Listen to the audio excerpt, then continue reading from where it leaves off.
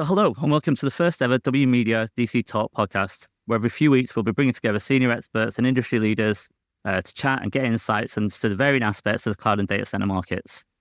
Now, the data center industry is, of course, undergoing rapid growth at the moment. It's arguably never been more important to the world than in today's digital environment.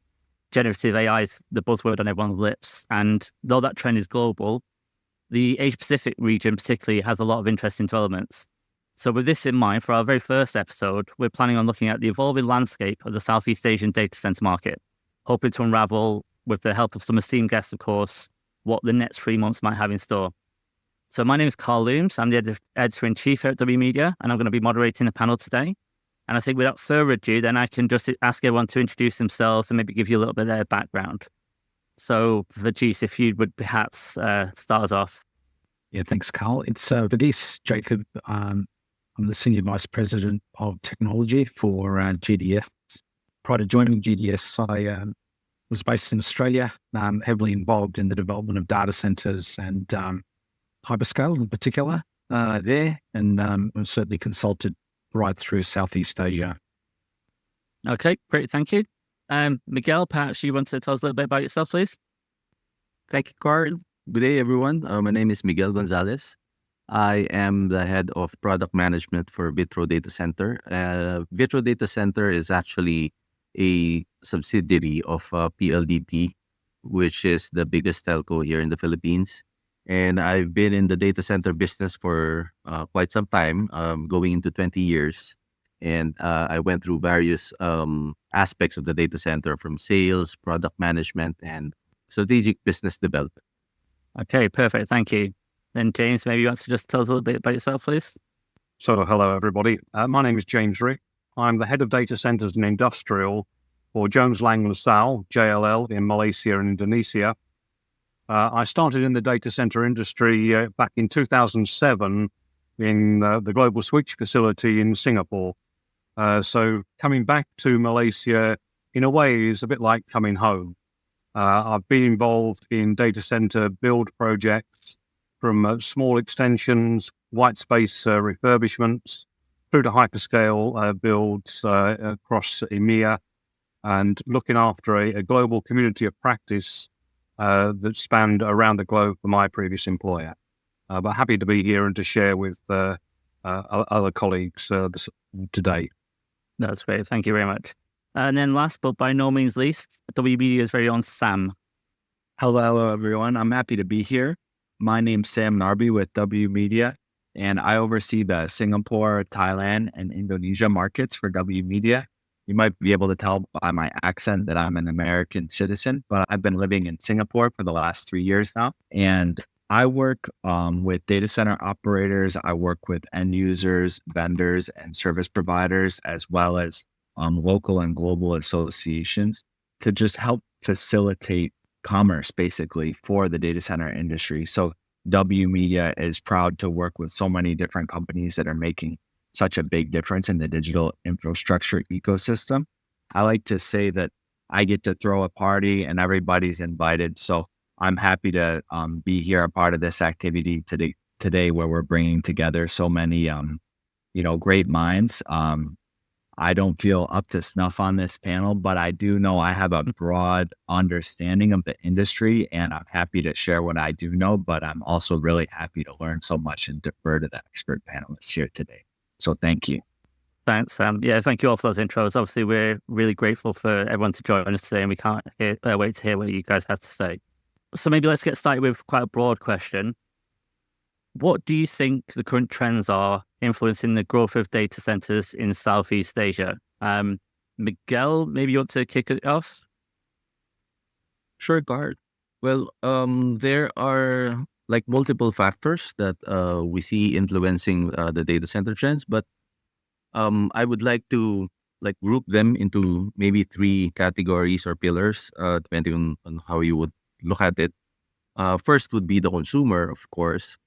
I'm saying the consumer because of the digital literacy of Asians, or maybe at least in the Philippines, has increased significantly. So the Philippines has roughly around 110 million in terms of population, and 80 or 81% of that would be hooked onto social media. Of course, the remaining 10 to 15% probably not have social media, but would be hooked on content that we are getting from the internet. So the consumers drive the content, or the need for the content to be localized, meaning to get a better end user experience.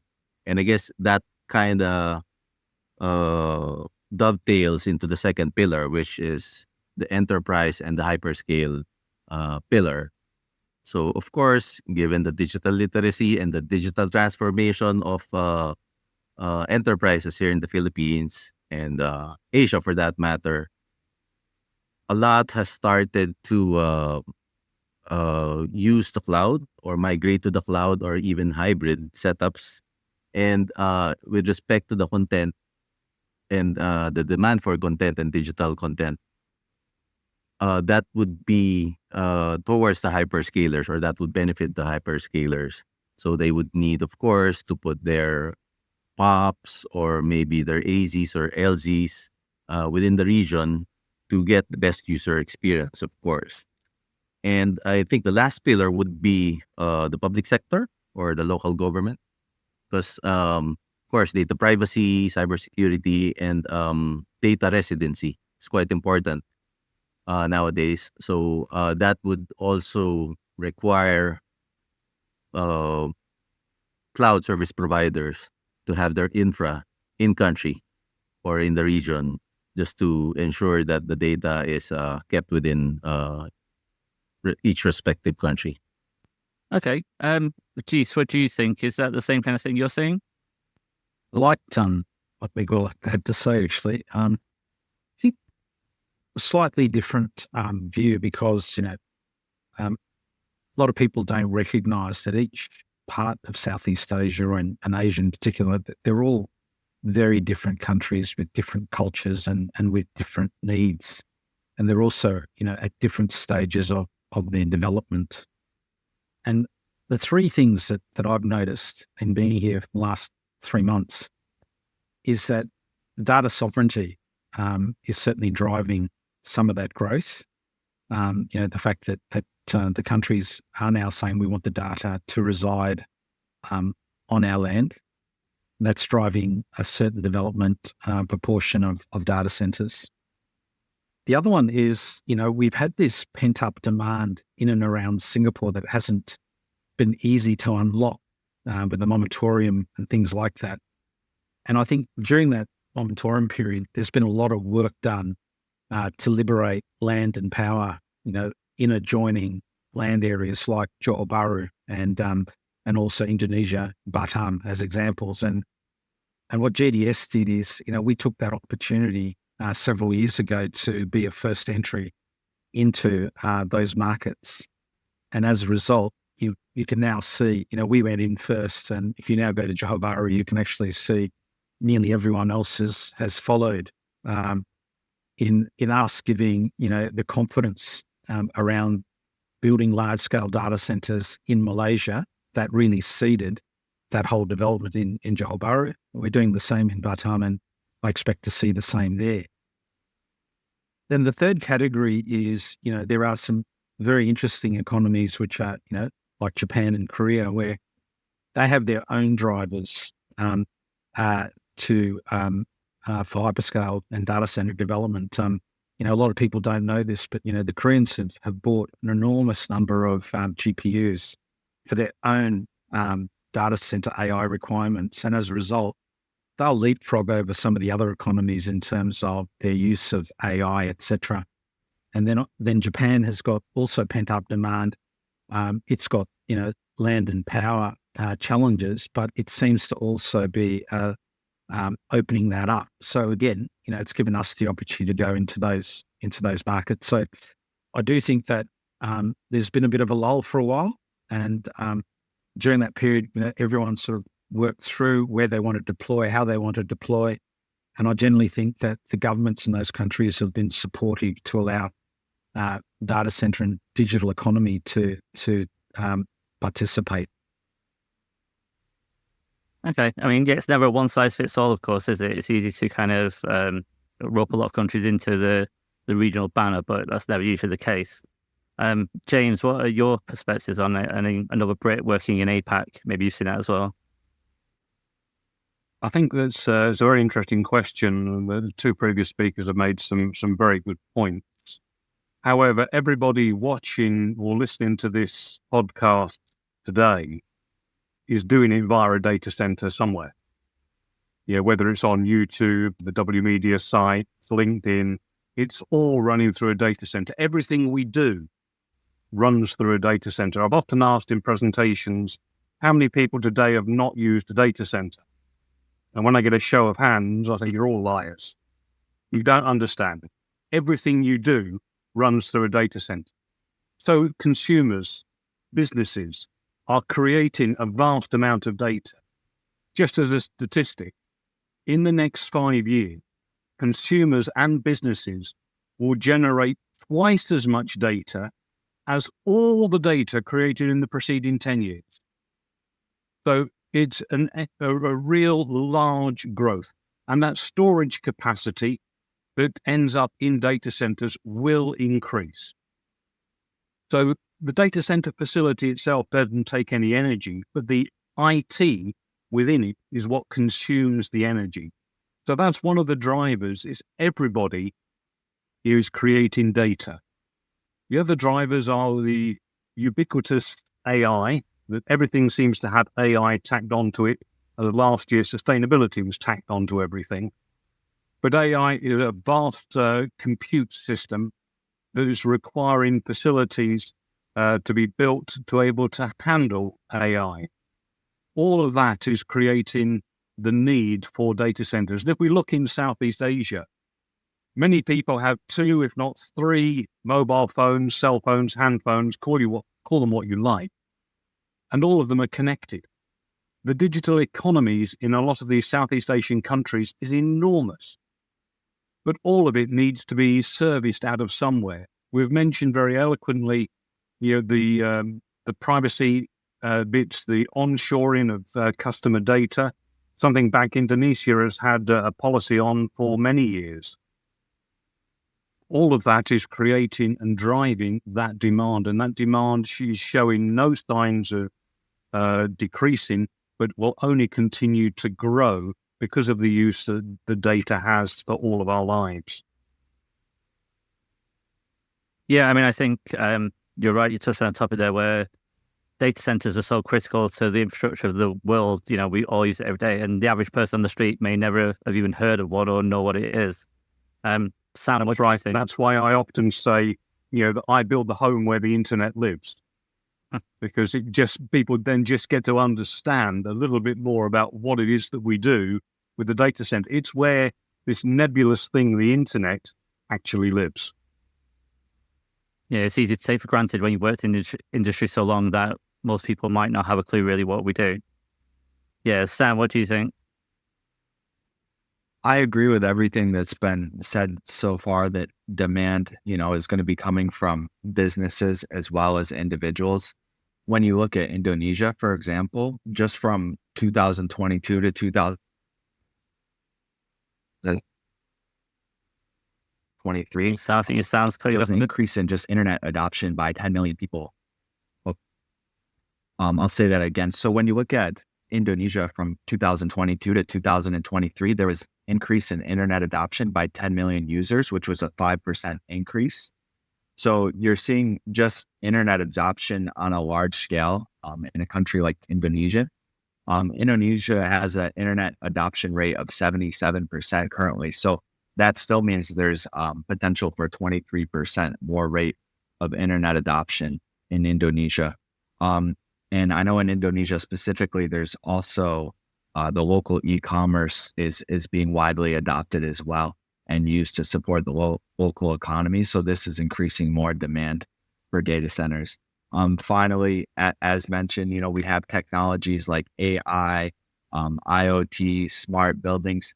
These are all emerging technologies that are going to continue to cause demand on a level which we may not even be fully able to comprehend or estimate. So that's why I'm always interested to talk to people like, Mr. James Ricks about how do you design and build a data center to be able to meet the demand and scale up for the type of demand that we may be expecting when we look at technologies like AI. Okay. I mean, we're talking a lot about growth, of course, and growth in demand. This naturally links with investment, right? We need the investment. So how do you see the investment climate evolving? What opportunities are there? What challenges do you think lie ahead? Sam, maybe you just continue as you went last with them. Sure. I think I have more of a broader macro perspective when I look at the economy related to data center investment. But first, I'll say, as we've mentioned already, it's not really fair to just talk about Southeast Asia as a whole because each individual country does have its own different investment considerations. So yeah, when we look at a country like Singapore that has a lack of available land and space to build data centers, as well as restrictions on the building of the existing data centers by the government to meet the demands of the Paris Climate Accord agreement, that's where money will flow out of countries like Singapore and move into nearby regions that's already been mentioned, JB and Batam. That's why we're seeing so many data center projects being announced and built in these countries. So overall, from a macro perspective, we've kind of seen a lot of interesting things these last few years with the COVID pandemic, right? So we saw, I'll speak from a U.S. perspective, we saw the U.S. government pump a lot of money into the economy during COVID as relief for businesses as well as individuals. This led to a period of spending and inflation in the economy, which caused the Federal Reserve to raise the interest rates. So now we're at this point where interest rates are high. And also during COVID, you had a really wide rate of digital adoption from companies moving virtual, moving out of the office back to virtual as well. So now we're at a point where the interest rates are still high, inflation numbers are still high, and you're seeing these large layoffs in tech companies that overhired to meet the demands during the pandemic. And they're also looking to show quarterly earnings pretty high in the first quarter of the year. And one way to do that is to reduce headcount. So how does that affect data center investment? Well, many of these technology companies are clients. They're renting out space in data centers. So if their amount of money to invest in data centers is being limited by high interest rates, then it may affect the investment into data centers in the coming years. However, I think the demand is there. It's only going to continue to be there. It's just a matter of who are the companies that may be over leveraged these next few years that may experience some growing pains. So we're at a really interesting time right now where we're starting to see some cracks in the global economy, some issues in China with the real estate market. Japan's having some issues with the economy, and only time will tell what really happens and how it's going to all play out. But I can certainly say that I don't see the demand for digital infrastructure slowing at all. Yeah, I mean, I think that's the trend most people have seen. And of course, it is always worth remembering that our industry works within the global economy and it all has an impact, right? I mean, Miguel, what have you kind of seen in this area with investment? Thanks, Karl. Totally agree with both James and Sam. Content is created on a daily basis by almost everyone, on an hourly, on every minute, every second. So at some point, the country or most data centers would be overflowing with data, especially with the advent of AI and machine learning. It's never gonna stop. But I think contrary to what Sam mentioned, from my perspective, the economy won't stop the growth of the data center business. From my perspective, if the economy takes a hit most enterprises would probably go for a shared infrastructure, which could be supported by data centers in general. So that means if companies don't find it, or would make would it would make financial sense for companies or enterprises to just carve out their data center component or data center infrastructure and just put them in the data center that's a shared infrastructure, then it would probably fuel the data center business. So I guess it's just a matter of perspective, or depending on the enterprises that would use up the data center or would migrate to a data center. But I've seen that here in the Philippines, wherein the cost to build data centers and the cost of servers were not very what do you call this? I'm sorry, not very attractive to enterprises here in the Philippines. So instead, they harp on whatever was shared, meaning that was like 15 years ago, when we were still offering shared infrastructure and shared servers, and on a monthly basis. This was before the advent of cloud. So we saw a niche for that. So that said, I don't think economy will even stop the growth of data and data centers, for that matter. Okay, it's almost like it's so essential that it's almost recession-proof, perhaps. Yeah, maybe I could say that. Yeah. Okay, Verghese, what do you think? Is that a fair assessment? I think it's a fair assessment. Once upon a time, there's a story of, once upon a time we used to put gold in vaults underneath treasuries or mints. And that used to be how we used to hedge and control our currency. And that data all now sits in data centers somewhere around the world. So the reality is that, data is gold. And that's part of the reason we're seeing, the development of AI to get the value from that data. So I do think that will keep going. But I probably approach this question a little bit differently. And that is, we're talking about investment climate. The investment climate for people looking to realize value from investing in data centers is as hot as it was 7 years ago when I first helped companies like AirTrunk. We're talking about an extremely hot market, okay? And there is no shortage of people wanting to invest in this market. And they are simply looking for deals that they would consider executable. So from that point of view, I don't see it at all other than as an extremely hot market for investment and investors who want to do that. But it comes down to three things, and they're the same things that have always controlled data centers. One is the availability of power. The other one is the availability of land. And the last one is the connectivity. And those factors are physical factors that never change in this game. And, the reality is that we are really only as constrained in terms of those factors. So as we open up into the emerging economies and we're able to then get in there and deploy these technologies, well, that's where the growth is going to come from. So the growth, that growth is again supported by investment, and our own experience is there's absolutely no shortage of people who want to invest in good transactions. Okay, it's almost like the supply side, for want of a better word, might be the limiting factor rather than the massive demand we're seeing.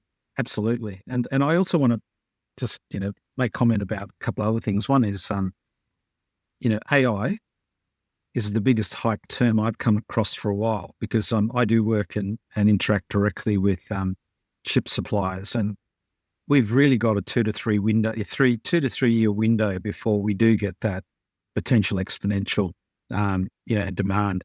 So I hear a lot of the hype, and I do consider it to be hype because every GPU is sold between now and the end of next year. Okay. The people who've bought them know exactly where they're going to deploy them, and that's where the growth is. Anyone who wants one isn't going to be able to get one for at least 2 to 3 years. So that's part of my logic around why I think the term is quite hyped up. So that, and I'd also like to just correct one other thing. I would say that when I first started talking to people about what did I do, and I worked in the game of data centers 20 years ago, yeah, I would say people don't know. But I would say it's extremely rare now that I don't come across somebody when you say I work in data centers and they say, oh, what's that? You go, oh, well, it's where the internet lives and you got servers. I think, oh, yeah, I know exactly what that is. And, I even have more people say to me, look, it's amazing what, a smartphone does, because the smartphone does more than what my first PC did 15 years ago. So I do think that we're in an industry that has become largely mainstream and, and is largely respected. And I do feel that, that's one of the great things about working in this particular sector, because one, we are front and center of everyone's lives and making lives easier. And two, we're the great frontier of environmental warriors in terms of reducing water consumption and energy efficiency, while there is massive growth. So it's one of the things that I do feel that we should be proud, and more importantly, I do think that many more people understand the critical role we play. Yeah, perhaps by its nature, as the digital environment increases, it does become part of the mainstream. James, what do you think? And investment, of course. Yeah, I think there were some very interesting comments made there by Verghese. There were several rabbit holes that sort of opened up that we could disappear off into, but we won't at this particular stage. But the investment climate and how the investment climate is evolving. Financial services institutions have always been very reticent about what they get involved in.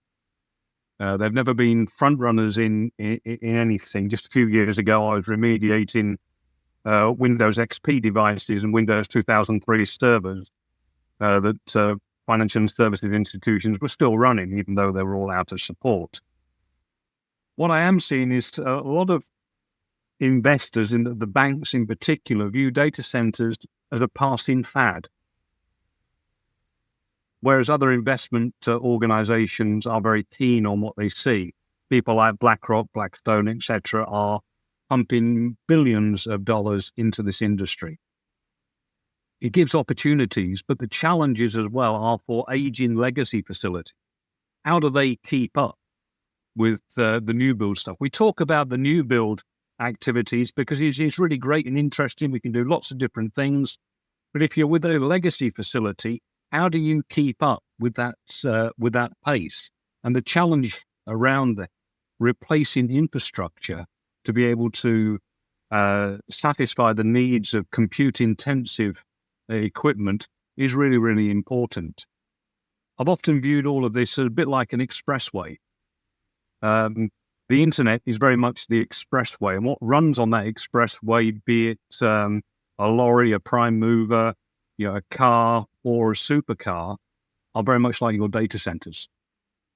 And we all think about AI, and as Verghese says, it's the newest, shiniest toy in the box. But it's a bit like the supercar. Everybody sits and drools over it, but very few sit in it, and even fewer own it or drive it. So we need to also think about the other parts of the infrastructure that we have, and how do we manage to evolve that, and how do we invest into it? And it's making those investment opportunities appropriate, to be able to rework existing legacy facilities so that they are fit for purpose in this changing age that we live in. There's some of the challenges, but the opportunities are wide open. If you look at the Malaysian market in particular, they're going to bring online at least another 150 to 200 megawatt in the next few years. The same with the Indonesian market, if not even more.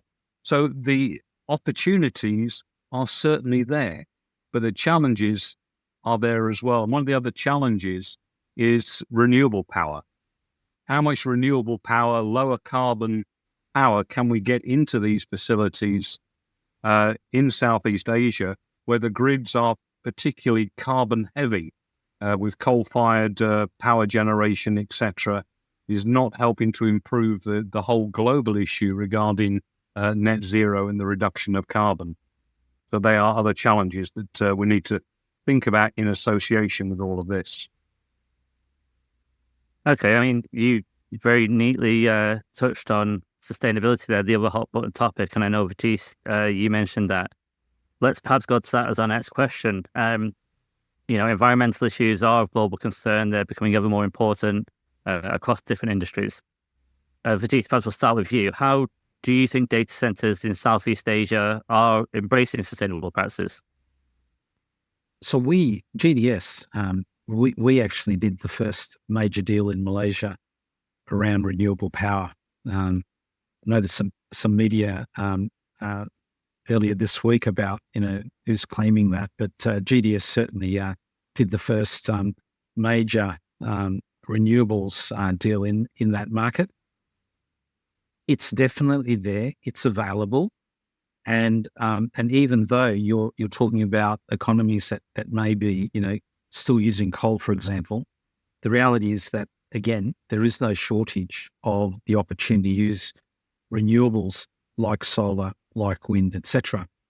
But where we are now investing our time is we're very fortunate to win one of those land parcels in Singapore, and part of our value proposition was to create up to 10 megawatts of energy from fuel cells. And we've gone a long way down that path now. And the fuel cell initially will be fueled from natural gas, but once Singapore establishes its green sourced hydrogen, then we will tap into that. And so our data center in Singapore will certainly have what I'd consider some of the leading technology using green hydrogen as input and producing electricity. Now, these are all things that are, they've been there for a long time. Fuel cells have been in development for well over 30 years. But what's now happened is through commercialization, mass production, driving the unit costs down. So we've decided to do that. Was in getting our land parcel in Singapore to develop our data center. So you'll have fuel cells, you'll have solar, you'll have wind, and you also have some storage. And the question is, where will that storage be? And how do you inject that into the various grids, and whether those grids around this part of the world can actually handle that? So that's probably one of the reasons that there isn't too much storage, but there is certainly the development now of renewable real-time injection into those grids. So I do feel we're moving down that path from an electrical perspective.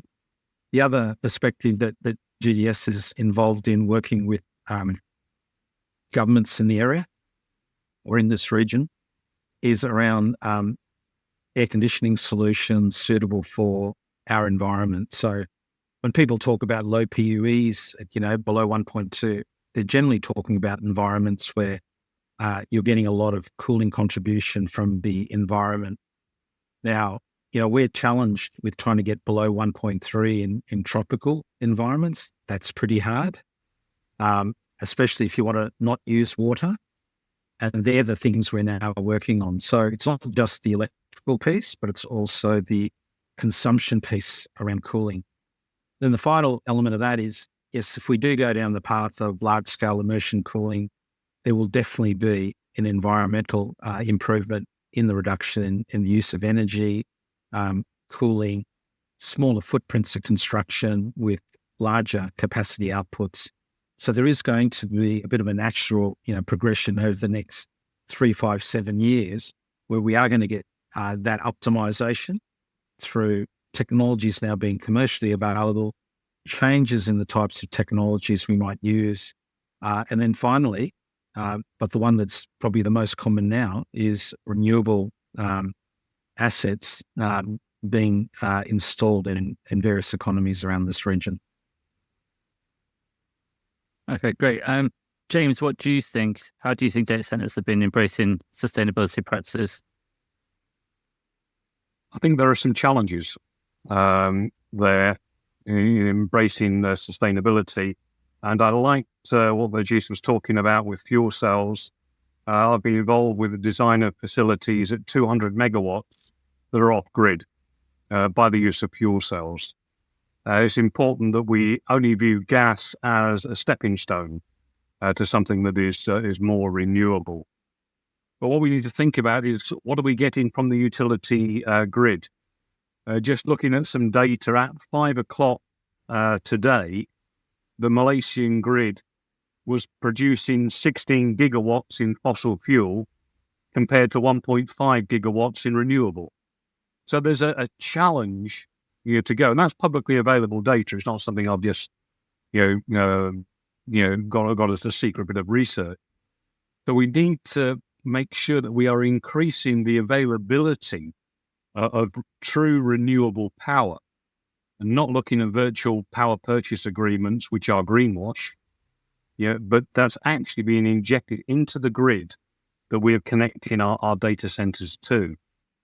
The other sustainable bits that we've been touched on are the things like cooling. Everything that runs in the data center produces heat. We have to keep it cool, and yet we are in a hot environment.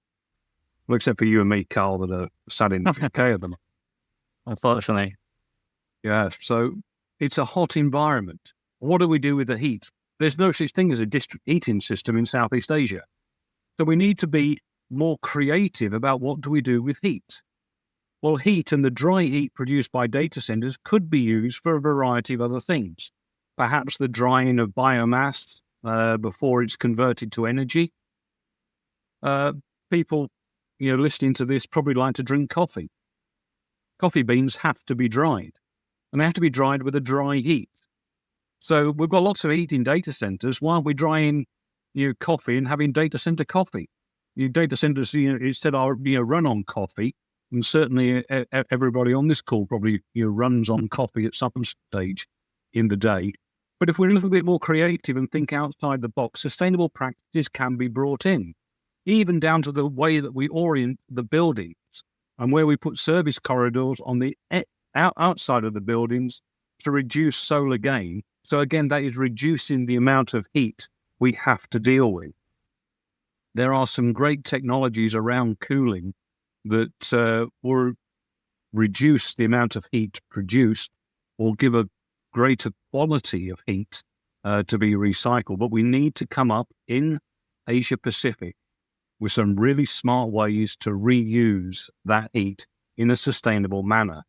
To think about water as the primary cooling medium, we maybe need to move away from that. Some areas are experiencing water stress.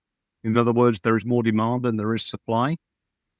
It's something that the general population is frustrated with data centers, certainly in other geographies, and they will only spread through the power of the internet to the geographies that we are in currently. So we need to get that on top of this quite quickly and be clever about what it is that we're doing with sustainability, but not chucking a can of greenwash over it.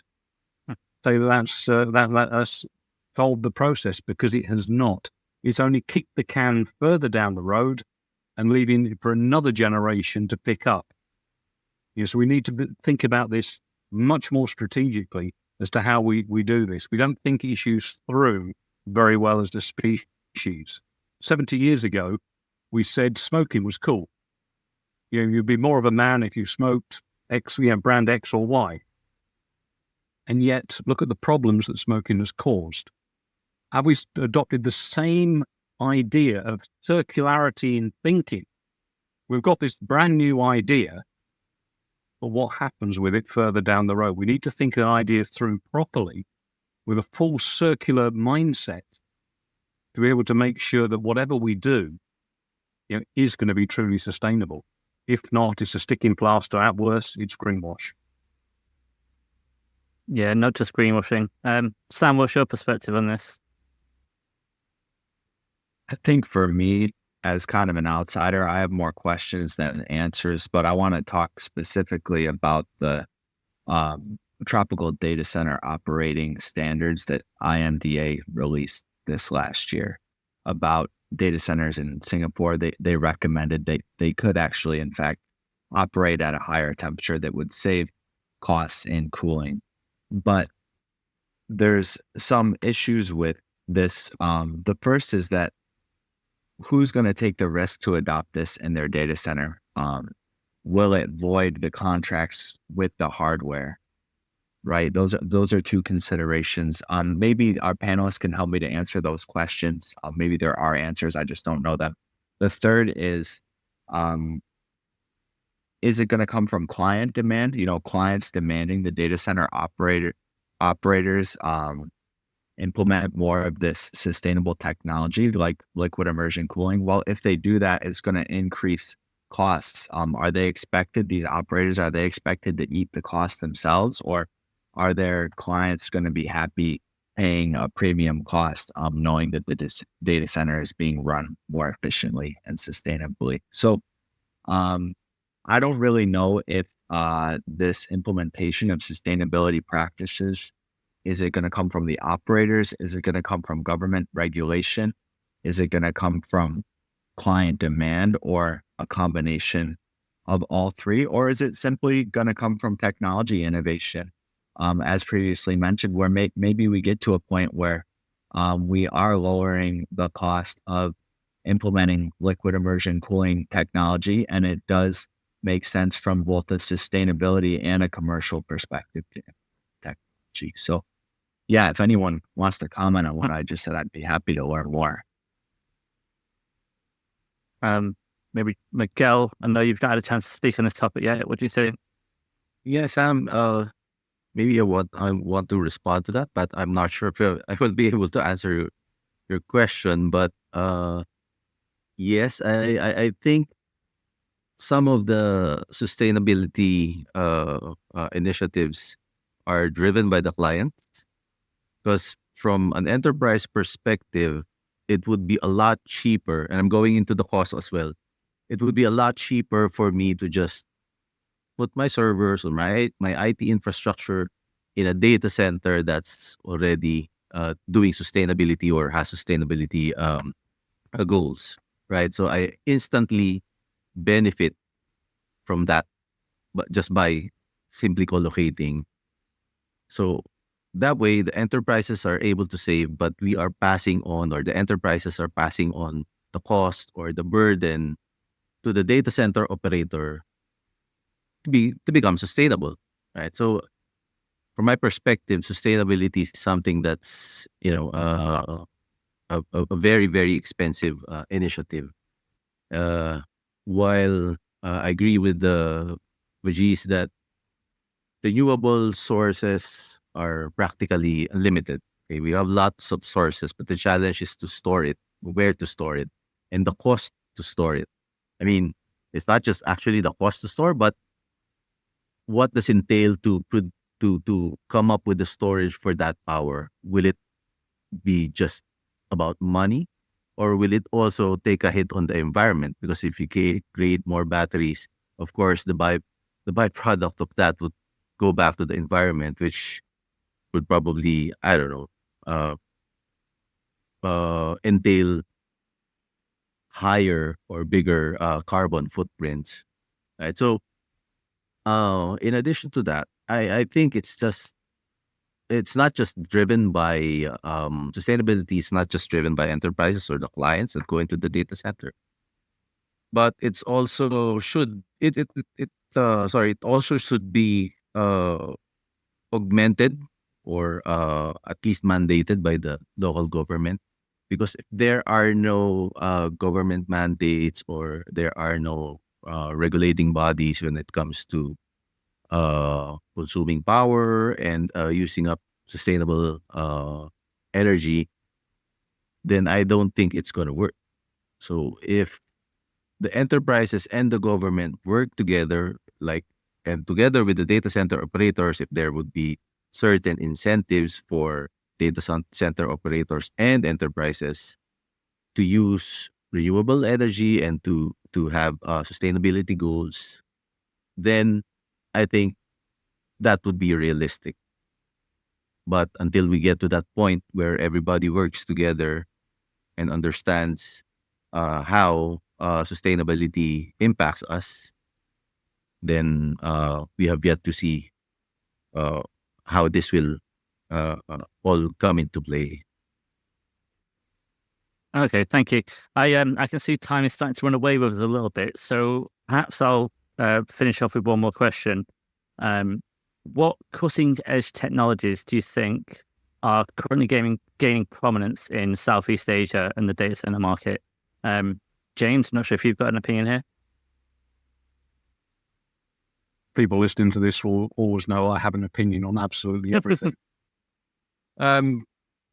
What technologies cutting edge? Well, I think the liquid immersion cooling technologies need to be expanded, and certainly with regard to single phase, two phase immersion cooling, the removal of PFAS chemicals, and cold plate technology, where you've got a heat exchanger on top of your GPU or CPU, if you can actually get hold of GPUs at the moment, will continue to increase.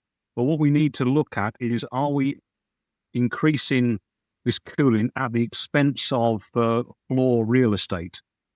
Because if you've got a bath of immersive cooling technologies, it's taken up more space than you have with a standard rack. So do we need to look more at rear door cooling technologies to be able to do this better? And I think the other cutting edge technology, although it's not particularly cutting edge, is that around fuel.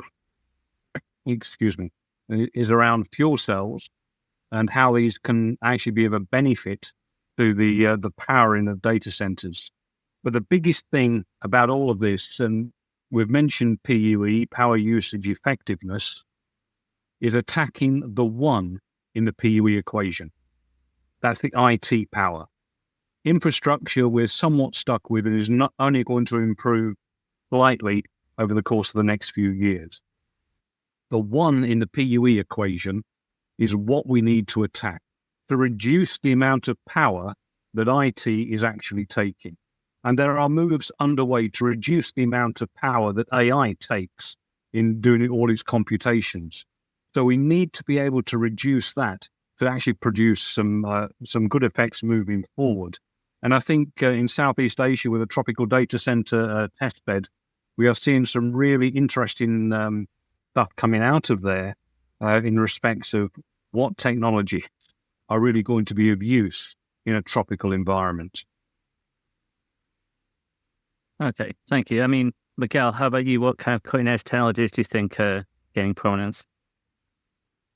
Yeah, I've heard about immersion cooling, but the problem is the adoption in various or multiple events here in the country. I've seen lots of demos about it, but the problem is clients are kind of afraid or are hesitant to try it because it's something new. And that's something that's always been there, the hesitation to try something new. And of course, if they go into immersion cooling, even if it's available in the data center, that would mean probably some cost to them because they would have to update all their servers or all their infrastructure just to be able to adapt this new technology. Okay. Verghese, I think I saw you nodding your head at one point there. Yeah, do you agree? What kind of cutting edge technologies do you think are gaining prominence? I do. I've moved into this part of the world only recently. I have noticed that something that did surprise me is having been based in Australia for quite a while. That's always been an early adopter of technologies. You know, we sit in a very unique spot between the US and Europe, and we get to mix and match a lot. I was quite surprised by what I was observing here. And, you know, to give you the sort of, the range of it, in a business like GDS, we have already, we've already been deploying for many years liquid to chip cooling. It's been driven predominantly by our customers. We've also used free air cooling in the environments where it suits that. We have also used air-cooled chillers where it suits, which again uses low amounts of water. And then you've got, we are also using water-cooled chillers, which is the area that we definitely want to attack in terms of sustainability. But going back to the driver for this in the last question, if 60% of your running costs after you have built a data center are your power consumption costs, trust me, the customers have an eagle eye on it, and they're the ones looking at all of the opportunities to drive their operating costs down, and they're constantly trading that off against hardware decisions, fan decisions, operating temperature decisions. So there's a lot of innovation that comes from the customers, and we see that in the designs they put in front of us, the challenges they put to us in terms of improving the engineering, and then the long-term operational costs. And power is seen as one of those major costs that they have to pay for all the time. And, I don't think any of them is, avoiding the fact that they have to have a focus on it. The other point I'd make is the other major driver is sustainability, whatever people's views on it are. The drivers come from shareholders and different stakeholder groups, and they do apply enormous amounts of pressure into the sector. And I call it positive pressure because it is the sorts of changes that we do want to work on, and it is largely aligned to what our customers also want to see. And nearly all data center businesses now produce ESG reports, which are all independently audited. So there's no greenwashing. It's actually fact-based in terms of their contribution. And where there is greenwashing, the industry calls it out, the stakeholders call it out. So, I'm certainly very proud to have joined a business like GDS that, has got, transparency, in the NASDAQ, incredibly detailed, ESG reporting, very high standards and objectives that it's set for itself, and has worked, very diligently around that. And I see that in, the things we're doing in terms of our direct chip cooling solution, our preparedness for how we'll deal with immersion cooling when it does become mainstream, and all the efficiencies that we put into our current designs. And, we serve our customers are not just the Chinese-based cloud businesses. Our customers are all of the global players and all of the banks that are in this part of the world. And the reality is that, they're very satisfied by the sorts of initiatives we put on the table.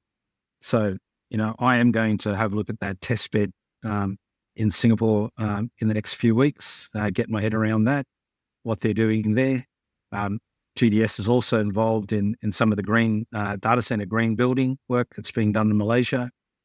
So it's not just purely a commercial sort of enterprise. We're also heavily invested in trying to deal with all of those different challenges put on us by our shareholders, our stakeholders, and our users to try and, develop the most energy, water, and sustainable data centers we can in the regions that we operate. Okay, great. I mean, thanks everyone for all your thoughts. We do have questions from followers on social media. I can see our time is kind of drawing to a close. Perhaps I'll just pick one, maybe on an area we've not looked at, and I guess I'll just shout it out. And if you've got an opinion, just, let us know.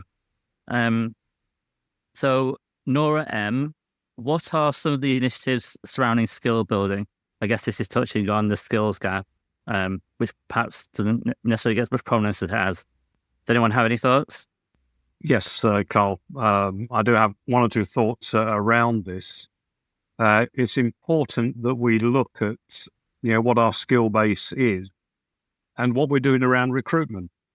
Are we having 65 interviews for a position, or are we being a bit more fleet of foot and how we recruit?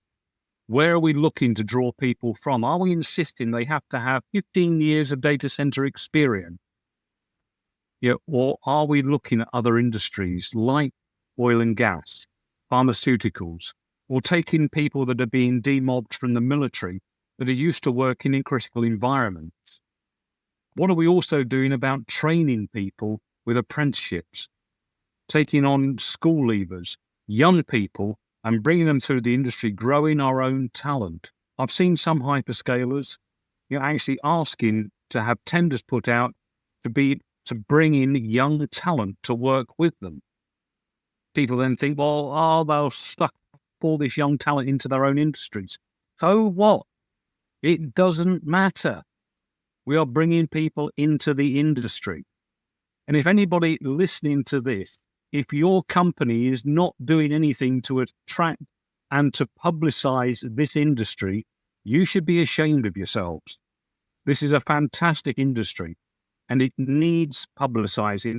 Despite the non-disclosure agreements that we all have, we need to look at what opportunities we can do to train people, to build people up in this industry is something that is really, really important.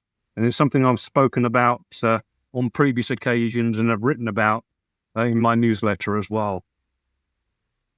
I was going to say, if we're going to add to that, GDS actually does that. We every year we take on quite a number of interns. We give them the opportunity to work in our data centers, and then the ones that we think are going to fit our business long term, we certainly offer them the opportunity to work with us. And that's been something we've been doing for a while. And the reality is that's one of the few ways that we can recruit, extremely good talent.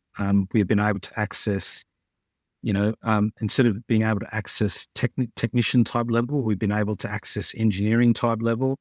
We've been able to put them through, operational rotations, get hands-on experience. And then ultimately, we're thinking about offering them the opportunity to work back in head office after they've got that, because the best designers are the guys who actually know how the equipment works and the issues that you face on the shop floor. So again, it's an initiative that we've embraced and have implemented for some time. All right, that's good to hear, yes. We've covered a broad range of topics today. I think maybe all that's left for me to do is thank all the panelists again for joining us. It's been really great to hear all your opinions. I look forward to speaking to you all again. Obviously, thank you everyone for listening and tuning in. Join us again next time when we're going to be discussing certification, industry standards, and their effectiveness in helping prevent DC outages. If you do have any questions for our next panel, please email them in at editor@W.Media. I look forward to seeing you all then.